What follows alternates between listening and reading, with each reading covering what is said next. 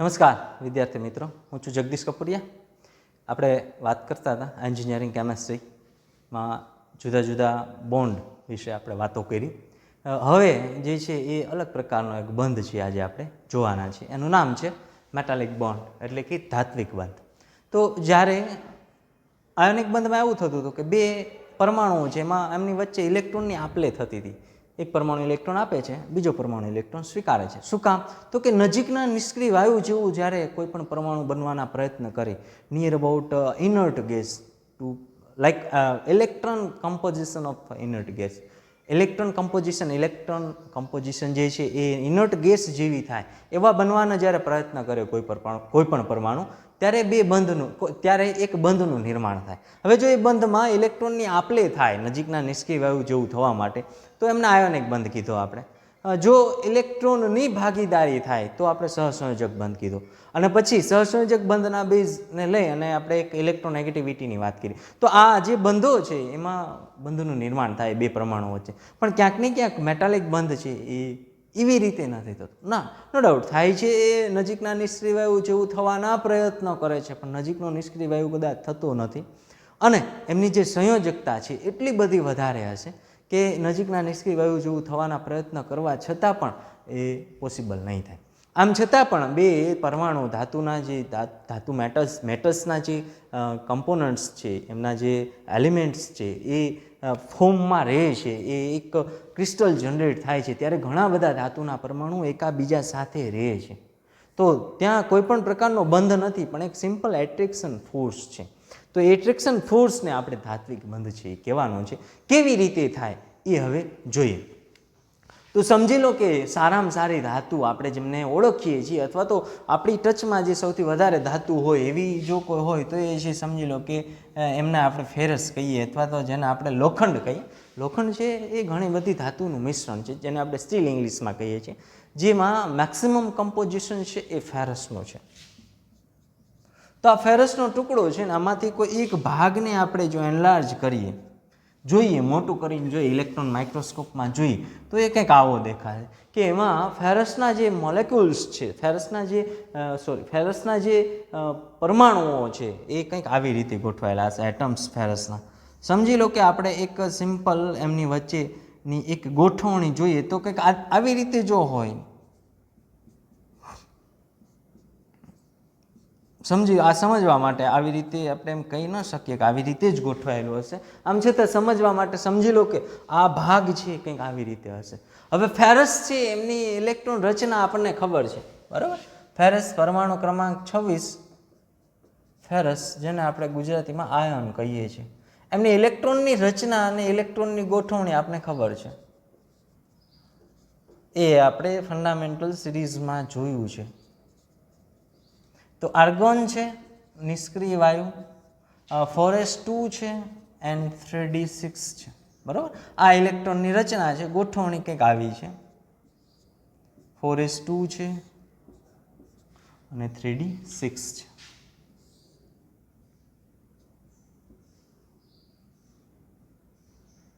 તો 3d6માં ઇલેક્ટ્રોનની ગોઠવણી કંઈક આવી છે, 3, 4, 5 અને 6.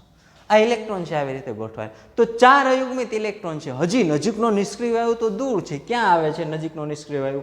તો કે 3d6 પછી 4p6 છે એ કમ્પ્લીટ થઈ જાય. 3d6માં આમાં હજુ 4 ઇલેક્ટ્રોન આવે, 3d10 થાય, ધેન 4p6 એટલે ક્રિપ્ટોન આવશે, 36 નંબરનો પરમાણુ. ત્યારે નજીકનો નિષ્ક્રિય વાયુ એ બાજુ આવશે. આ બાજુ છે 6 અને 2 8, ટોટલ 8 ઇલેક્ટ્રોન જ્યારે ગુમાવશે ત્યારે આર્ગોન જેવો થશે. તો એવું પોસિબલ નથી. 4 અને p ના 6 એટલે 10 ઇલેક્ટ્રોન કોઈ આપે, અથવા તો 8 ઇલેક્ટ્રોન કોઈ પણ પરમાણુ ગુમાવે અને નજીકના નિષ્ક્રિય વાયુ જેવું થાય, એવું પોસિબલ નથી. આમ છતાં પણ ધાતુના પરમાણુઓ એકાબીજા સાથે આકર્ષાયેલા રહે છે, ગોઠવાયેલા રહે છે. તો એમની વચ્ચે જે બંધ છે એમને આપણે ધાત્વિક બંધ કહીશું. પણ કેવી રીતે? તો કે એક ધાતુ પરમાણુ છે, સમજી લો કે આપણે આ ફેરસને લઈએ તો એમાં અયુગ્મિત ઇલેક્ટ્રોન કેટલા હશે? તો કે 4 અયુગ્મિત ઇલેક્ટ્રોન હશે. નન પેર ઓફ ઇલેક્ટ્રોન જે છે એ 4 હશે. તો અસંતૃપ્તતા છે 4 જેટલી થશે. હજુ અસંતૃપ્તતા એક્સટેન્ડ પણ થઈ શકે. કેવી રીતે? તો કે આ પરમાણુ છે પીની કક્ષકમાં જાય, જેમ કે 4p અહીંયા હોય, તો સંપૂર્ણ હાફ સેચ્યુરેટેડ થવાના પ્રયત્ન કરે, એટલે બધું અયુગ્મિત થઈ જાય પહેલાં. તો આ બે ઇલેક્ટ્રોન છે કંઈક અહીંયા જવાના પ્રયત્ન કરે, બરાબર. તો એમની જે સંયોજકતા છે એ મેક્સિમમ જોવા મળે, બરાબર. પણ આપણે એ ધ્યાનમાં નહીં લઈએ, આપણે આપણું જેટલું આપણી સામે જેટલું છે એમનાથી આગળ વધીએ. તો અયુગ્મિતતા 4 છે, આપણે આટલાને ધ્યાનમાં લઈને આગળ વધીએ. તો 4 અયુગ્મિત ઇલેક્ટ્રોન છે. તો પહેલાં તો એ સેચ્યુરેટેડ થાય, પહેલાં એ સંતૃપ્ત થઈ જાય, તો પછી આગળનામાં ઇલેક્ટ્રોનની જે ભરતી થાય. તો 4 અયુગ્મિત ઇલેક્ટ્રોન છે, તો બીજા ફેરસ પાસે પણ એટલા જ અયુગ્મિત ઇલેક્ટ્રોન હશે, ત્રીજા ફેરસ પાસે પણ 4 અયુગ્મિત ઇલેક્ટ્રોન હશે. તો બધા ફેરસ પાસે અયુગ્મિતતા સરખી છે, 4 અયુગ્મિત ઇલેક્ટ્રોન છે. તો શરૂઆતમાં ફેરસ સમજી લો કે આમની સાથે બાઇન્ડિંગ થાય, એટ્રેક્ટ થાય. હવે એટ્રેક્ટ શું કામ થાય? તો કે અયુગ્મિત ઇલેક્ટ્રોન છે અને સેન્ટરમાં 26 પ્રોટોન છે. તો અયુગ્મિત ઇલેક્ટ્રોનનો ચાર્જ અને સેન્ટરમાં રહેલો પોઝિટિવ ચાર્જ એ બંને એટ્રેક્ટ થશે. તો ક્યાંક અહીંયા બોન્ડિંગ કરશે, અહીંયા બોન્ડિંગ કરશે, અહીંયા બોન્ડિંગ કરશે, આ પરમાણુ અહીંયા કરશે, અહીંયા કરશે, અહીંયા કરશે, બરાબર. આ પરમાણુ અહીંયા, અહીંયા, આવી જુદી જુદી રીતે બોન્ડિંગ છે એ જનરેટ થશે. જુદા જુદા પરમાણુ છે એકબીજા સાથે ઇન્ટર કનેક્શન્સ છે જનરેટ કરશે. હવે આ એક લેયર છે, આ ફેરસનું એક લેયર છે, એવું એમની ઉપર પણ હશે, એવું એમની નીચે પણ હશે, આજુબાજુમાં હશે, સંપૂર્ણ બધી બાજુ ફેરસ છે ગોઠવાયેલા હશે. તો હવે એક પરમાણુની અયુગ્મિતતા 4 છે, એવી દરેક પરમાણુની અયુગ્મિતતા 4 જોવા મળે. બધા પરમાણુની અયુગ્મિતતા તો 4 જ છે. અયુગ્મ ઇલેક્ટ્રોન દરેક ફેરસમાં 4 છે. તો તમે આમ ઉપરથી, હવે આ એક લેયર છે, આવું બીજું લેયર, આવું ત્રીજું લેયર, આવું ચોથું લેયર, ઇલેક્ટ્રોન માઇક્રોસ્કોપમાં જુઓ તો તમને એમ લાગે કે અહીંયા ઇલેક્ટ્રોન નકરા બધા ઇલેક્ટ્રોન જ છે. એને ઇલેક્ટ્રોનનું વાદળ કહેવાય, અથવા તો એક વેલેન્સ બેન્ડ કહેવાય, કે જ્યાં ઘણા બધા અયુગ્મિત ઇલેક્ટ્રોન છે. કેવી રીતે? તો કે આનો અયુગ્મિત ઇલેક્ટ્રોન આનો, આનો, આનો, આનો, આનો, આનો, આનો. હવે આ તો આપણે આપણી સમજ માટે આપણે આટલા દૂર દૂર છે ગોઠવેલા છે, પણ પરમાણુ તો બહુ નાનો છે, એટલે બહુ નજીકથી ગોઠવાયેલો હશે. અને નજીક ગોઠવાયેલો હશે તો ઘણા બધા ઇલેક્ટ્રોન છે, દરેક ફેરસ પરમાણુના ઇલેક્ટ્રોન છે એકાબીજા પ્રત્યે આકર્ષાયેલા, એકાબીજાની આમ નજીકમાં હશે. તો ઘણા બધા ઇલેક્ટ્રોન છે, આમ ઇલેક્ટ્રોન માઇક્રોસ્કોપમાં જોઈએ ને તો ઘણા બધા ઇલેક્ટ્રોન ઉપરથી આપણને દેખાય. તો એ જે છે એ ઇલેક્ટ્રોનનું વાદળ કહેવાય, કે ઉપરથી અયુગ્મિત. તો હવે જોઈએ તો આપણે એમ લાગે કે અયુગ્મિત ઇલેક્ટ્રોન જ છે, બરાબર. તો એ અયુગ્મિત ઇલેક્ટ્રોન છે એ બાજુનો જે ફેરસ પરમાણુ છે એના પ્રત્યે આકર્ષાય છે, અને આકર્ષાય અને એક વેલેન્સ બેન્ડ જનરેટ કરે છે, અથવા તો આકર્ષણનો એક પટ્ટો ઉત્પન્ન કરે છે. સિમ્પલ આ ફેરસનું લેયર હોય, આ પણ ફેરસનું લેયર હોય, આ બાજુનો પ્રોટોન આ બાજુના ઇલેક્ટ્રોનને આકર્ષે, આ બાજુનો ફેરસ આ બાજુના પ્રોટોનના, આ બાજુના ફેરસનો પ્રોટોન છે આમના ઇલેક્ટ્રોનને આકર્ષે, એટલે એક સિમ્પલ એટ્રેક્શન ફોર્સ છે જનરેટ થશે, અને દરેક ફેરસ પરમાણુ એકબીજા પ્રત્યે આકર્ષાયેલો રહેશે. અને આકર્ષણ જે છે એમને આપણે કહીએ છીએ ધાત્વિક બંધ. અને સિમ્પલ એટ્રેક્શન ફોર્સ હોવાથી આ બંધ છે સૌથી નબળો છે. આમ છતાં પણ સૌથી વધારે મજબૂતાઈ આપણે ધાત્વિક બંધમાં જોવા મળે. જેમ કે લોખંડ છે મજબૂત છે, મીઠા કરતાં આપણે દેખાવમાં મજબૂત લાગે, પણ એમના મેલ્ટિંગ પોઈન્ટ અને બોઇલિંગ પોઈન્ટ ઉપર જઈએ તો મીઠું છે, એટલે કે NaClમાં જે આયોનિક બંધ છે એ પ્રબળ છે. જ્યારે ફેરસનો ટુકડો જે છે એમાં રહેલા ફેરસ વચ્ચેનો જે ધાત્વિક બંધ છે એ નબળો છે. પણ તો હવે મજબૂત શું કામ લાગે છે? તો ફેરસ પરમાણુની જે ગોઠવણી છે એ એવી કોમ્પ્લિકેટેડ છે, અથવા તો એવી ગોઠવણી છે કે જેમને લીધે આપણને એવું લાગે છે કે ફેરસ પરમાણુ અથવા તો ધાત્વિક મટીરિયલ છે એ બધા મજબૂત છે. તો એ ગોઠવણી પણ આપણે જોઈએ. તો અહીંયા એક ફેરસ પરમાણુના 4 અયુગ્મિત ઇલેક્ટ્રોન, એવા આજુબાજુમાં જેટલા પણ ફેરસ પરમાણુ છે, હવે આવું જ દરેક ધાતુ પરમાણુમાં એપ્લાય થાય. પછી એ ક્રોમિયમ હોય, પછી એ વેનેડિયમ હોય, પછી એ ઓરમ હોય, પછી એ સિલ્વર હોય કે પ્લેટિનમ હોય કે ઝીંક હોય, કોપર હોય, કોબાલ્ટ હોય, વોટ એવર, નિકલ હોય, દરેક ધાતુ પરમાણુમાં આવું એપ્લાય થાય કે ક્યાંક ને ક્યાંક અયુગ્મિત ઇલેક્ટ્રોન હશે જ ને. અયુગ્મિત ઇલેક્ટ્રોન જે છે એ એમને ધાત્વિક બંધ બનવા તરફ પ્રયત્ન કરાવશે. તો એક પરમાણુમાં અયુગ્મિત ઇલેક્ટ્રોન છે, બીજા પરમાણુમાં પણ અયુગ્મિત ઇલેક્ટ્રોન છે, તો આ અયુગ્મિત ઇલેક્ટ્રોનનો એક વેલેન્સ બેન્ડ જનરેટ થશે, અને આ વેલેન્સ બેન્ડ જે છે એ છે આપણો ધાત્વિક બંધ.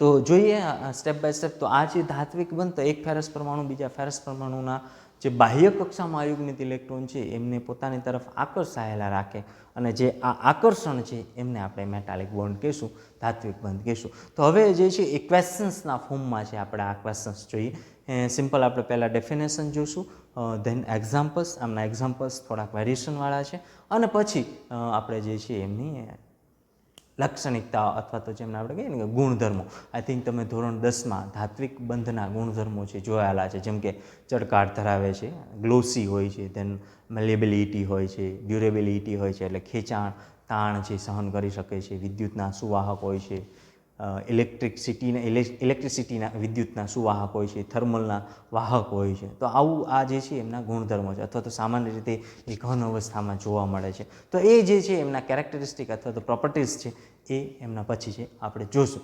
પણ સ્ટેપ બાય સ્ટેપ આપણે ક્વેશ્ચન્સ છે એ પ્રિપેર કરી. તો એમ સૌપ્રથમ જોઈએ આપણે એમની ડેફિનેશન.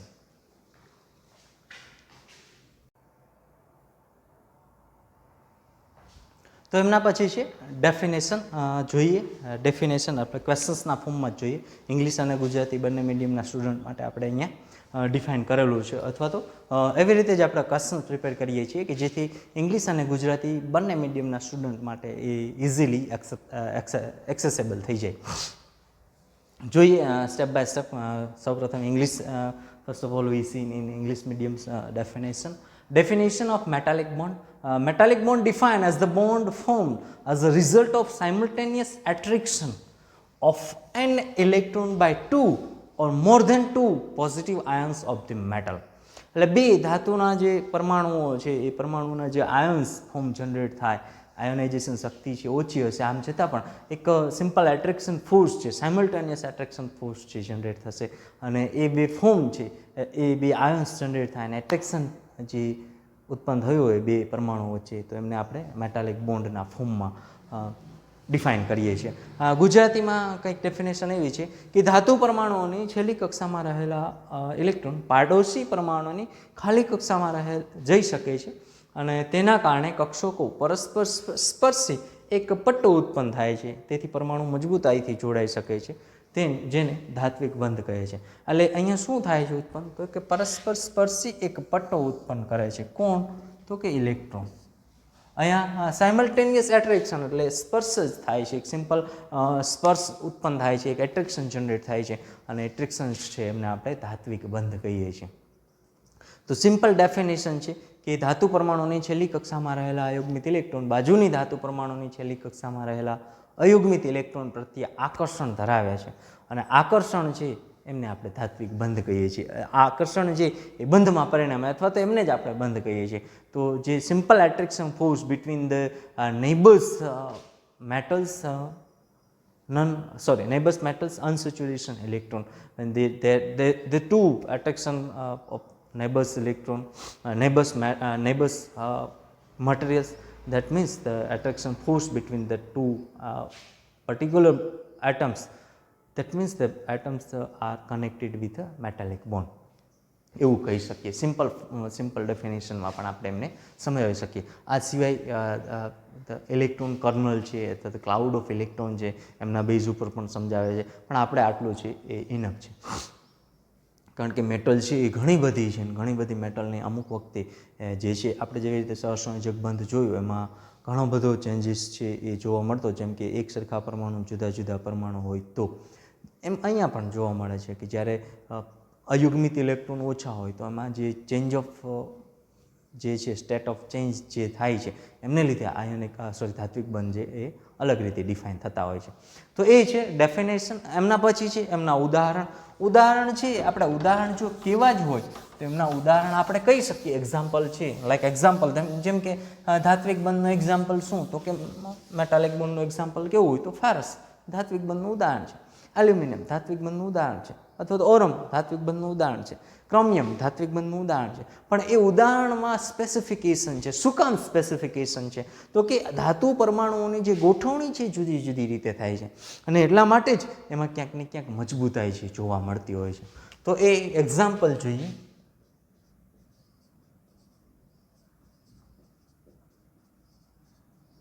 તો ઉદાહરણ છે 3 પ્રકારના છે.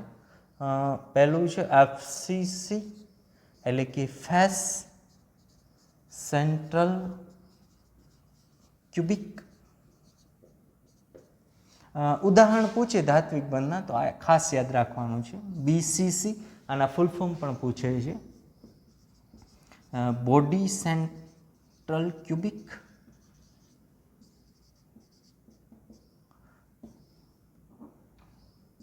ધેન એચસીપી ત્રીજું છે હેક્સાગોનલ ક્લોઝડ પેક,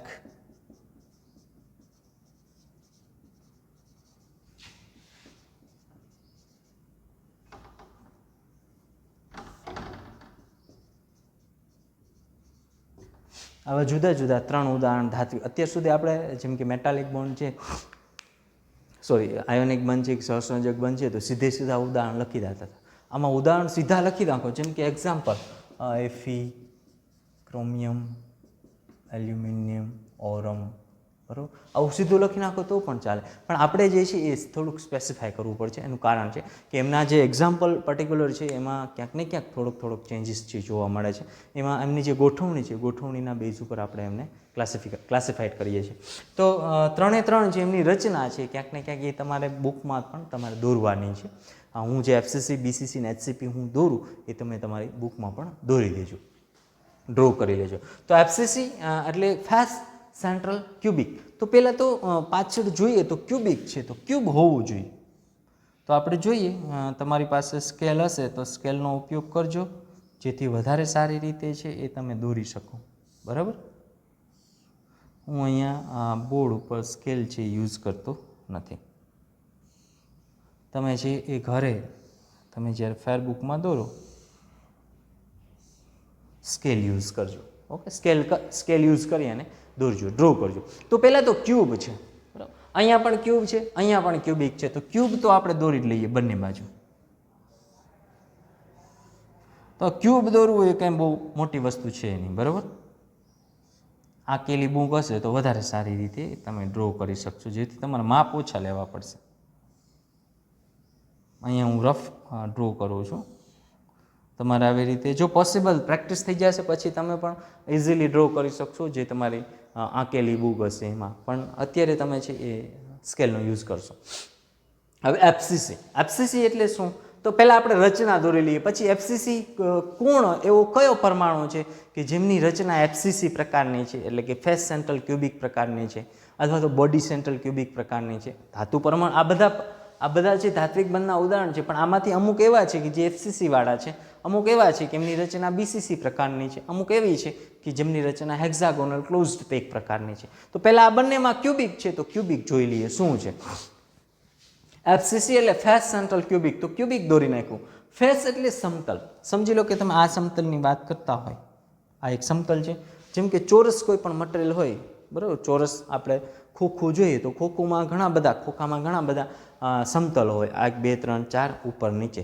તો 6 સમતલ આગળ ને પાછળ, ટોટલ 8 સમતલ છે આપણે જોવા મળશે. તો આ સમતલ છે, એમને આપણે ફેસ કહીએ છીએ, ફેસ કહીએ, સમતલ છે. આ સમતલનું સેન્ટર કોને કહેવાય? તો કે સમતલના બંને ખૂણા જોઈન કરી દો એ એનું સેન્ટર. તો આ ફેસ સેન્ટર થયું. એવી જ રીતે ઉપરનું ફેસ છે,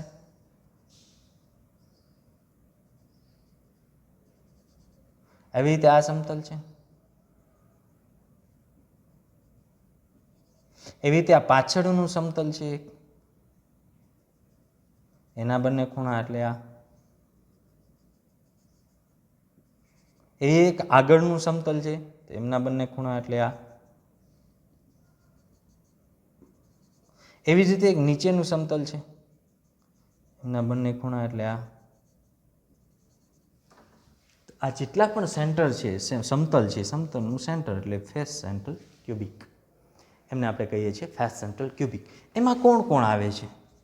તો આપણે જરૂરી છે એવા લઈ લઈએ, જેમ કે એલ્યુમિનિયમ છે, ઓરમ છે, ઓરમ એટલે ગોલ્ડ, અને કોપર છે. તો ખાસ યાદ રાખવાનું, AAUU, ઓરમ એટલે ગોલ્ડ. આમની જે રચના છે, એલ્યુમિનિયમ ધાતુની રચના, ગોલ્ડ સોનાની રચના, કોપરની રચના જે છે એ કેના જેવી છે?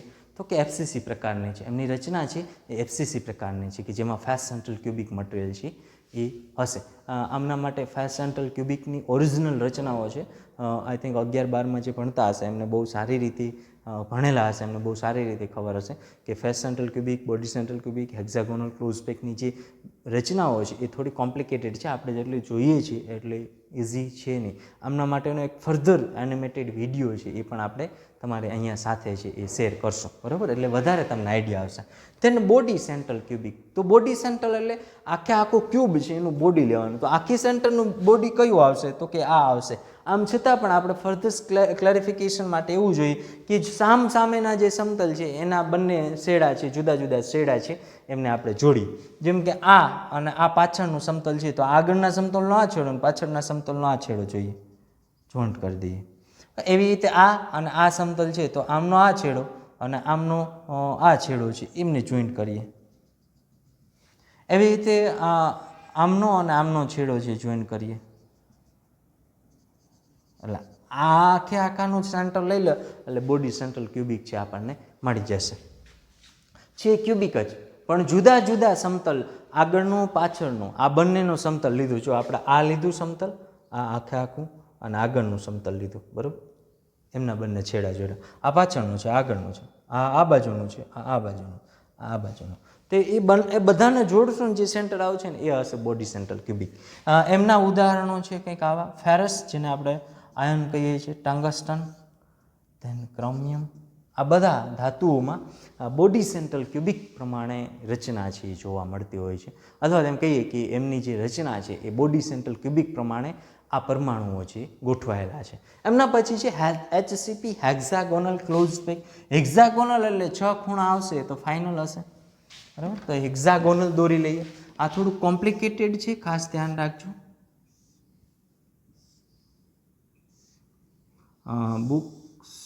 તમે મેઝર ટેપ સ્કેલ લઈ અને દોરશો એટલે વધારે સારી રીતે છે તમે દોરી શકશો, બરાબર? ખાસ થોડુંક ત્રાસું થશે એ જોજો, કારણ કે આ જે છે એ 3D મટીરિયલ છે, એમને આપણે 2Dમાં દોરવું થોડુંક કોમ્પ્લિકેટેડ છે. એટલે ખાસ ક્યાંક છેડા ન મળે તો વાંધો નહીં, પણ પ્રયત્ન એવા કરજો કે એ પોસિબલ થાય.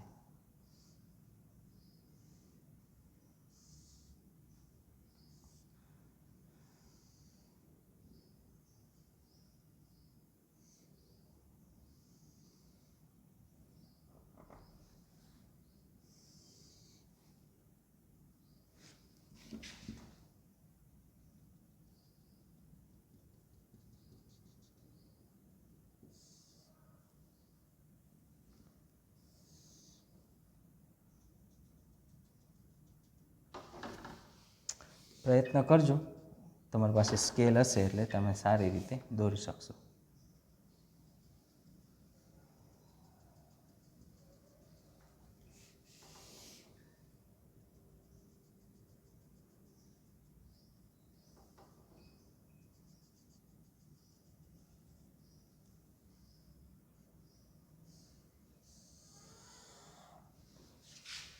બરાબર?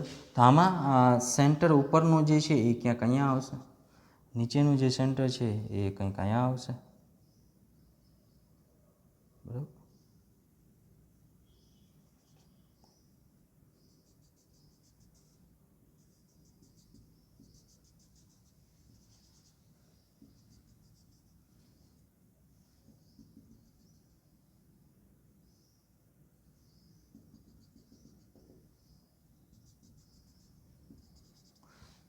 આમાં એક એવું હશે HCPમાં કે ઓડ અને ઇવન જે લેયર હશે એ સેમ હશે. જેમ કે પહેલું લેયર હશે એવું જ ત્રીજું હશે, અને બીજું હશે એવું જ ચોથું લેયર હશે. એટલે કેવું થશે, સિમ્પલ જો જોવા જઈએ તો કંઈક આવું થશે કે વચ્ચેનું લેયર છે એ આપણને આઈડિયા નહીં આવે. જેમ કે આ છે કેવી રીતે ગોઠવાશે, આ એક લેયર છે, આ બે આંગળી છે એ એક આંગળી બીજી ત્રીજી આ બધા પરમાણુઓ છે, આમની વચ્ચે છે ઉપરનું લેયર ગોઠવાશે. તો ઉપરની આંગળી છે આવી રીતે, પછી એમની વચ્ચે જગ્યા છે, એમની ઉપર ત્રીજું દેખાય. પહેલું અને ત્રીજું એક સરખું થશે, બીજું અને ચોથું એક સરખું થશે. તો બીજા લેયરનું છે એ આટલું વસ્તુ આપણને દેખાશે. આ થોડુંક પેલું થઈ ગયું છે, પણ તમે તમારી રીતે સારી રીતે દોરવાના પ્રયત્ન કરજો, પણ આમને આપણે એક્સેપ્ટેબલ ગણશું. તો આ કંઈક આવું હશે. જેમ કે સમજી લો કે આ એક લેયર હું દોરું છું અહીંયા,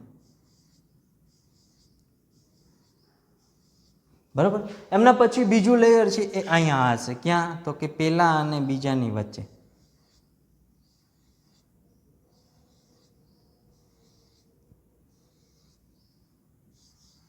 તો ત્રીજું ક્યાં આવશે? બરાબર. તો કે બીજા પહેલા અને બીજાની વચ્ચે ક્યાં? તો કે અહીંયા. તો કોના જેવું હશે? તો કે પહેલા જેવું જ હશે.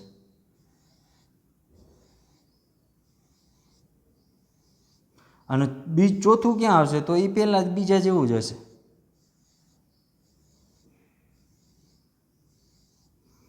તો જો આપણે કરવું હોય તો કંઈક આવી રીતે થાય.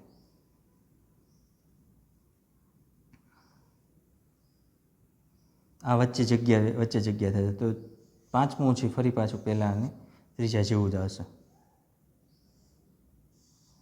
કંઈ કામ થાય.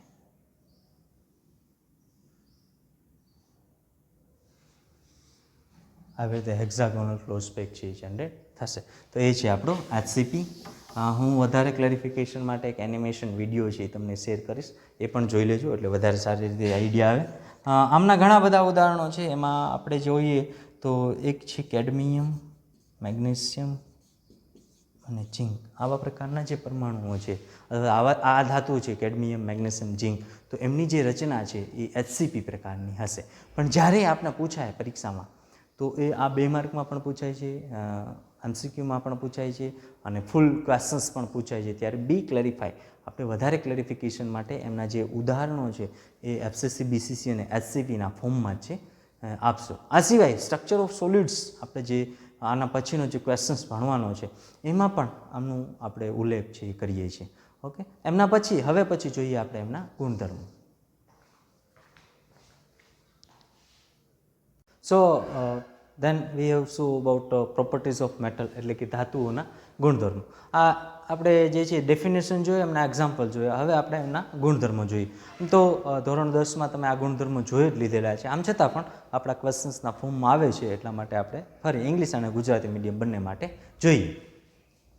સો પ્રોપર્ટીઝ ઓફ મેટલ, ધાતુઓના ગુણધર્મો. તો પહેલું એવું છે કે metal has a hard crystalline form, એટલે કે ધાતુ સામાન્ય રીતે કઠણ સ્ફટિક સ્વરૂપમાં છે એ અસ્તિત્વ ધરાવે છે. એક તો કઠણ છે અને બીજું સ્ફટિક સ્વરૂપમાં અસ્તિત્વ ધરાવે છે. આપણે પાછળ જોશું કે બધી ધાતુઓ છે, જેમ કે આ મુદ્દો છે તો અહીંયા ઓકે, અહીંયા એવું છે કે metals other than mercury and galliums are in solid form, એટલે કઠણ સ્ફટિકમાં હશે કઈ ધાતુ? તો કે મર્ક્યુરી અને ગેલિયમ સિવાયની દરેક ધાતુ છે એ ઘન અવસ્થામાં હશે, કઠણ સ્ફટિક સ્વરૂપે. બાકીની જે મર્ક્યુરી અને ગેલિયમ છે એ સામાન્ય રીતે કુદરતી રીતે એ પ્રવાહી અવસ્થામાં, સામાન્ય તાપમાને પ્રવાહી અવસ્થામાં હશે. તો દરેક ધાતુ છે સામાન્ય રીતે સ્ફટિક ક્રિસ્ટલાઇન ફોર્મમાં છે જોવા મળશે. Than second one, metal has a conductor of electricity and heat. ધાતુ છે એ વિદ્યુત અને ઉષ્માની સારી એવી વાહક હશે, એટલે આપણે એમ કહીએ કે સુવાહક હશે. એટલે આઈ થિંક દરેક પ્રકારની ઇલેક્ટ્રિક એન્જિનિયરિંગમાં મેટલ જે યુઝ થશે અને એમાં જે ઇલેક્ટ્રિસિટી ટ્રાન્સફર થાય છે એમના જુદા જુદા આસ્પેક્ટ એરિયા છે, રેશિયો છે એ ડિફાઇન કરવાનું હોય છે. તો ધાતુ છે એ સારી એવી ઇલેક્ટ્રિસિટી અને હીટના કંડક્ટર્સ હશે. શું કામ હશે? તો આપણે જ્યારે ધાત્વિક બંધ જોયું, આગળની ડેફિનેશન અને સમજણ જોઈ, ત્યારે એવું કીધું કે એમાં અયુગ્મિત ઇલેક્ટ્રોન છે. અને ઇલેક્ટ્રિસિટી એટલે શું? Vote the mean of electricity? Electricity is the flow of electron. Flow of electron ક્યારે પોસિબલ થાય? કોઈ પણ મટીરિયલમાંથી ફ્લો ઓફ ઇલેક્ટ્રોન પાસ કરવું હોય ક્યારે પોસિબલ થાય? તો કે એમાં કંઈક અયુગ્મિત અનસેચ્યુરેટેડ ઇલેક્ટ્રોન હોવા જોઈએ. તો આપણી ધાતુમાં અયુગ્મિત ઇલેક્ટ્રોન અઢળક છે. There is a lots of unsaturation electron. There is a kernel of unsaturated electron, unpair of electron. There is a valence band of unsaturation electron. આપણી પાસે અયુગ્મિત ઇલેક્ટ્રોન ઢગલા મોઢે છે, cloud of unsaturated electron, unpair of electron. આપણી પાસે આખા વાદળો છે ધાતુઓમાં અયુગ્મિત ઇલેક્ટ્રોનના. તો એ શું થશે? જ્યારે ચેન્જ ઓફ ઇલેક્ટ્રોન પાસ થશે ધાતુમાંથી, તો ધાતુ પાસે અયુગ્મિત ઇલેક્ટ્રોન છે એ પણ એ પ્રવાહને આગળ ધપાવશે. એટલા માટે એમ કહીએ છીએ કે ધાતુ છે એ વિદ્યુતના સારા એવા વાહક છે. એવી જ રીતે ઉષ્માના સારા એવા વાહક થશે. ક્યારે?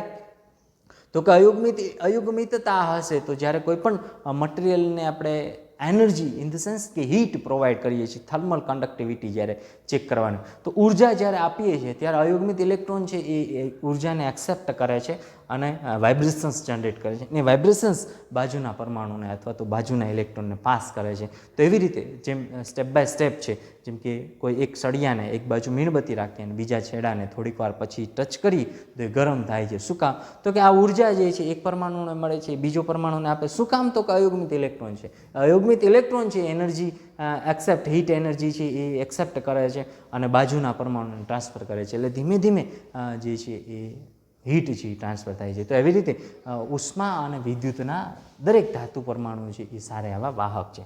Than third one, metal has a ductility and malleability properties. ધાતુ છે તણાવપણું અને ટીપાવપણાનો ગુણધર્મ છે ધરાવે છે. એટલે ધાતુને તમે ટીપું, જેમ કે તણાવ, પહેલાં આપણે તાણીએ એટલે ડિક્ટેબિલિટી, જેમ ખેંચાણ કરીએ એમને છે એ ખેંચી અને તાર બનાવીએ છીએ આપણે ધાતુઓના, તો જેમ ખેંચશું તો એમની ધાતુ જે છે એમના ગુણધર્મોમાં કોઈ ફેરફાર થશે નહીં.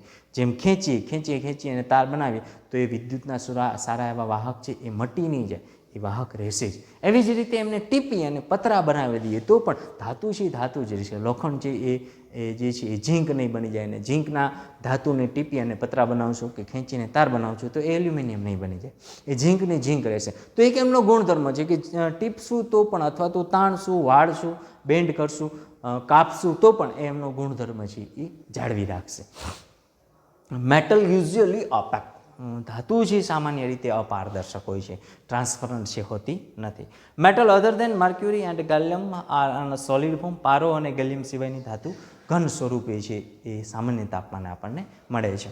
Than metal has a glossy and clang, ધાતુ ચળકાટ અને રણકાટ ધરાવે છે. બે ધાતુને અથડાવો તો મસ્ત અવાજ છે એ આવતો હોય છે અને ચળકાટ ધરાવે છે. તો જે સૂર્યપ્રકાશ આવે તો એ ચળકાટ ધરાવશે. Then the value of ionization potential are low. કોની? તો કે ધાતુની, મેટલ્સ. તો ધાતુના આયનીકરણ પોટેન્શિયલના મૂલ્યો નીચા હોય છે. આયનીકરણ પોટેન્શિયલના મૂલ્યો કોના ઊંચા હોય? તો કે પાણીમાં જેમનું સરળતાથી દ્રાવણ બનતું હોય એમના આયનીકરણ પોટેન્શિયલ વેલ્યુ છે ઊંચા હશે. તો આયોનિક બંધ ધરાવતા પદાર્થોના આયનીકરણ પોટેન્શિયલ વેલ્યુ હા હશે. જે ધાતુમાં છે એ લો હશે. શું કામ? તો કે એ ઓગળે જ નહીં. પાણીમાં છે એ દ્રાવ્ય થતું જ નથી. ક્યાંથી દ્રાવ્ય થાય? કારણ કે ઘન અવસ્થામાં છે અને એવી કોમ્પ્લિકેટેડ એમની સોલિડ સ્ટ્રક્ચર છે એફસીસી, બીસીસી, એચસીપી પ્રકારે કે એ સોલ્યુબલ રહેશે નહીં. એટલા માટે એમના આયોનાઇઝેશન પોટેન્શિયલ વેલ્યુ છે, આયોનાઇઝેશન થશે જ એટલે એમના વેલ્યુ છે એ નીચી હશે. તો આ છે પ્રોપર્ટીઝ ઓફ મેટલ. આમના સિવાય પણ એક છે, જેમ કે ધાતુ પરમાણુને એક પરમાણુની આજુબાજુ બીજા 8 થી 12 પરમાણુઓ છે ગોઠવાયેલા હશે. એફસીસી, બીસીસી, એચસીપીમાં આપણે જોયું આજુબાજુમાં ઘણા બધા પરમાણુઓ છે, ખૂણા એટલા બધા પરમાણુઓ આપણે ગણીએ તો ઘણા બધા પરમાણુઓ છે ગોઠવાયેલા હશે. તો આ છે પ્રોપર્ટીઝ ઓફ મેટલ. તો આપણે જે છે એ મેટાલિક બોન્ડ જોયું, જેમાં એમની ડેફિનેશન જોઈ, એમના ઉદાહરણો જોયા અને એમના ગુણધર્મો જોયા. તો એ જે છે જ્યારે પૂછાય, આપણે ધાત્વિક બંધ જ્યારે પરીક્ષામાં પૂછાય અથવા તો આપણે જ્યારે આપણી નોટબુકમાં લખીએ છીએ ત્યારે મેં જે આગળનો ભાગ સમજાવેલો છે એ સમજાવેલું તમારે ખાલી સમજણ માટે છે, અન્ડરસ્ટેન્ડિંગ માટે છે. આપણે લખવાનું છે એમની વ્યાખ્યા. ગુજરાતી મીડિયમવાળા સ્ટુડન્ટ હોય તો ગુજરાતી મીડિયમમાં લખવાનું છે, ઇંગ્લિશ મીડિયમવાળા સ્ટુડન્ટ હોય તો ઇંગ્લિશ મીડિયમનો ક્વેશ્ચન્સ છે લખવાનો છે. તો ડેફિનેશન, એમના એક્ઝામ્પલ્સ અને એમને પ્રોપર્ટીઝ, એમના ગુણધર્મો છે એ આપણે આપણી નોટબુકમાં લખશું. ઓકે વિદ્યાર્થી મિત્રો, તો આ હતું ધાત્વિક બંધ. કંઈ ક્વેશ્ચન્સ હોય, કંઈ ક્વેરી હોય તો તમે યુટ્યુબના કોમેન્ટ બોક્સમાં ચોક્કસ જણાવજો. અને ખાસ યાર લાઇક કરવાનું ભૂલતા નહીં. આપણો વિડીયો છે એ તમને કેવો લાગ્યો એમની કોમેન્ટ કરવાનું પણ ભૂલતા નહીં. આ ચેનલને સબસ્ક્રાઈબ કરજો, જેથી નવા જે અપડેટ્સ વિડીયો જે હું મૂકું છું એ તમને ડે બાય ડે નોટિફિકેશનના ફોર્મમાં છે મળતા રહે. નવા ક્વેશ્ચન માટે ફરી પાછા મળીએ. ત્યાં સુધી આવજો. Bye bye. Thank you.